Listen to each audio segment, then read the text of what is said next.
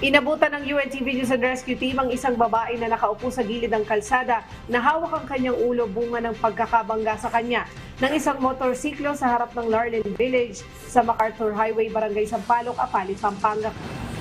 Mga ilang minuto na po kayo ng aksidente. Hindi po siya nawala ng malay. Sino po makatandaan mo? Hindi niyo po alam na nabangga kayo? Ito po. Nagagalaw niyo po. Ano po nga sa kasay natin? Para ito na po. Ito po, masakit na kayo. Kinilala ang biktima na si Ofelia Malamig Erea, 62 years old.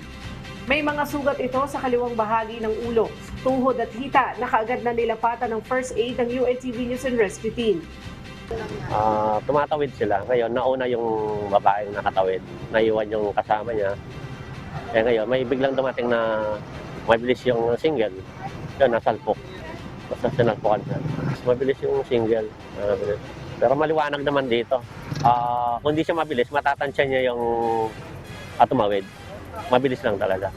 Kinilala naman ng rider ng motorsiklo na si Ryan Galang na taga San Simon, Pampanga na nagtamo naman ang sugat sa kanang siko na nilapatan ng Pangunang Lunas ng Apalit Rescue. Pagkatapos malapatan ng first aid ang mga tinamong sugat ng mga biktima, ay dinala na ang mga ito ng Apalit Rescue sa Jose Bilingad Memorial General Hospital. Samantala, gumawa naman ng kasunduan sa barangay ang biktima at ang nakabanggang motorcycle rider. Nasasagutin nito ang gasto sa pagpapaospital ng biktima hanggang sa ito ay gumaling. Diyos ang aming sandigan, serbisyo publiko ang aming pinahalagahan. Leslie Widem, humahataw!